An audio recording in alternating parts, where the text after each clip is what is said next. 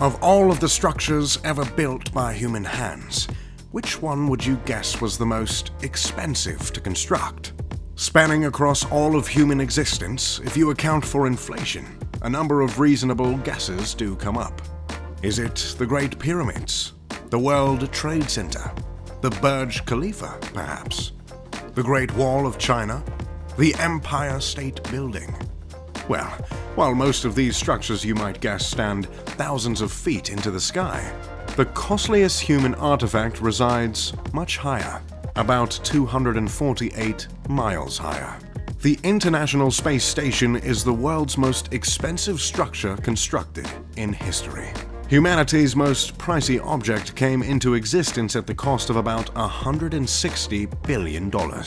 Of this massive price tag, the United States has contributed about $100 billion, Russia has contributed about $15 billion, and some other of the major players include Canada and Japan. The first component of the ISS was way back in 1998, and the last adjustment was made to the station in 2011. Over the years, little by little, launch after launch, the International Space Station has grown into what it is today. A habitable artificial satellite that can be seen with the naked eye from Earth's surface. Keep in mind, it costs millions of dollars in fuel and preparations just to launch one rocket. Elon Musk's SpaceX Falcon 9 holds the title of the cheapest rocket to launch, and even that takes $62 million. That's after years of space travel and significant strides in technology, and the cost is still devastating. Back when the ISS was first created, these launches were closer to about $500 million. The International Space Station is without a doubt one of the most magnificent objects ever put together by human hands. The massive satellite is about the size of 2 jumbo jets and circles the Earth every 90 minutes. Originally, the station was named Space Station Freedom by Ronald Reagan as a jab at Russia in light of the Cold War and the space race that followed.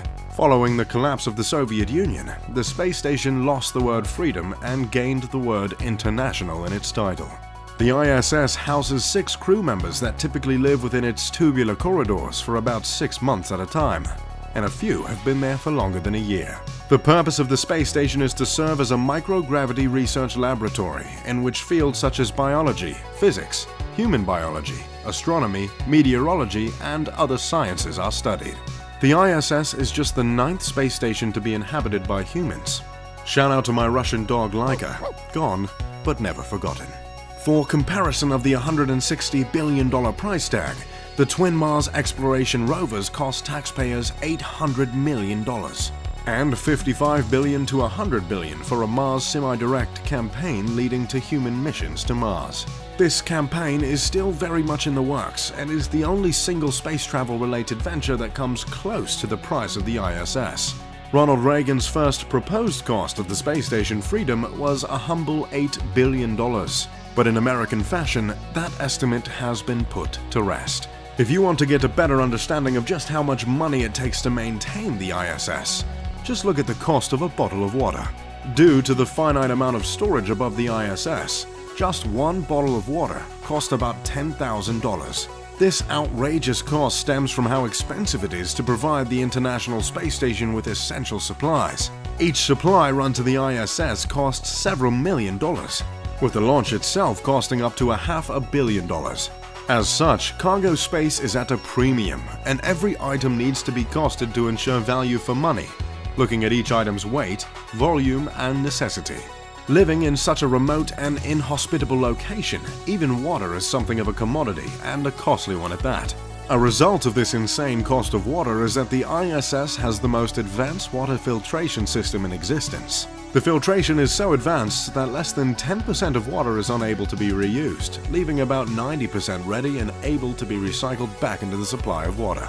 So, fresh off the Cold War, when a couple Russians and Americans were aboard the ISS, they most certainly drank each other's piss.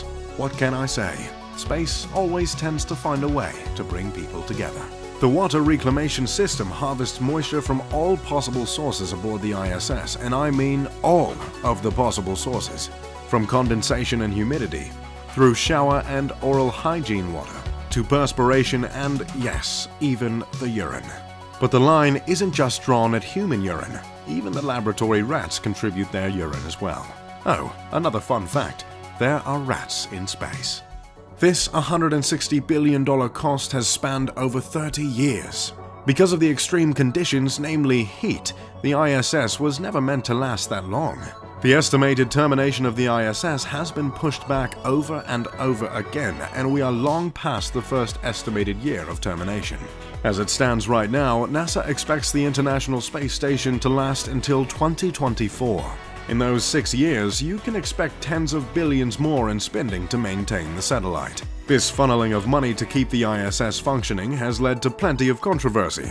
Just recently, the Trump administration explained that it will be shifting the funding of ISS out of NASA and the US government, and will begin to transition into privatization of the International Space Station. Of course, anything coming from the Trump administration or any side of American politics is going to have strong opposition these days. One of the main arguments against the halting of a government-funded space station stands on all the advancements the ISS has led to. You now know the cost it took and takes to run the most expensive structure ever created. But the money trail doesn't stop at just $160 billion. In fact, there are billions more that have come from advancements in technology that would have never been achieved if it weren't for the International Space Station and other space travel. Just to name a few of the multi-billion-dollar inventions that have been produced due to the advancements in space travel. Camera phones were created due to advancements in the 1990s when Jet Propulsion Laboratory worked to create cameras small enough to fit onto a spacecraft. The first camera phone was created in 2000 in Japan, and it's widely recognized that this advancement was jump-started due to the strides in space travel. I don't think I need to explain how massive the camera phone industry is. I think it would put $160 billion to shame.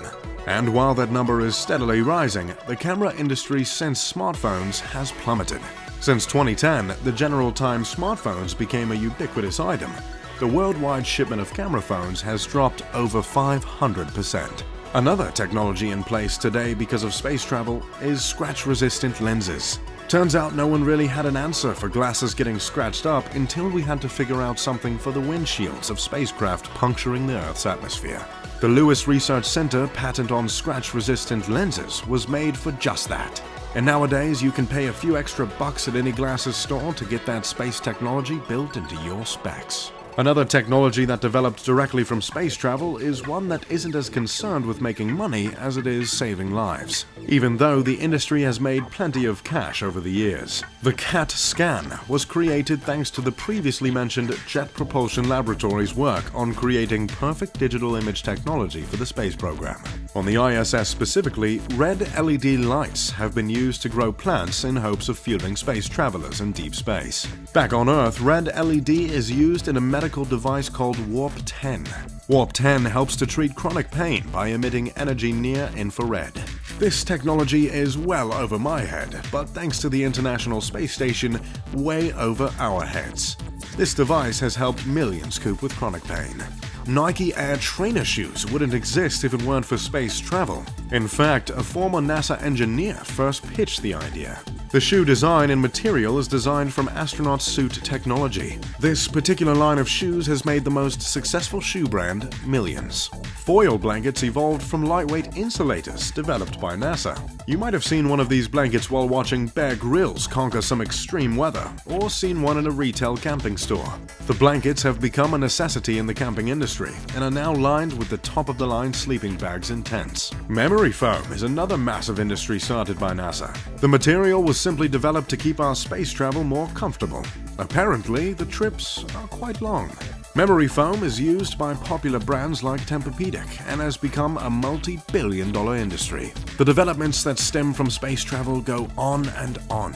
Wireless headphones, the jaws of life, artificial limbs, freeze-dried food, and the computer mouse. Out of fear of sounding repetitive, I'll just say that the impact of the International Space Station and space travel in terms of dollars is in the trillions.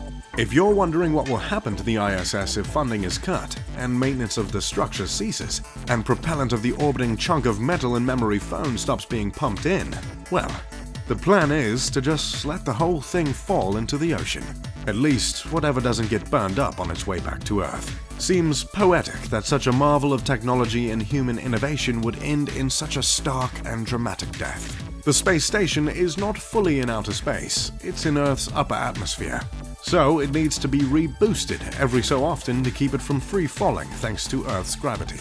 The cost of this propellant is about $300 million a year by most estimates. The debate rages on in such a polarized state in the US to keep pumping billions into space or just cut it off and use the money somewhere else. In any case, the International Space Station is one of the most innovative and remarkable artifacts ever created by the human race.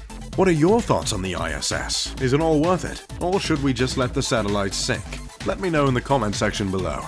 As always, I'm Mr. Luxury, and thank you for watching this video.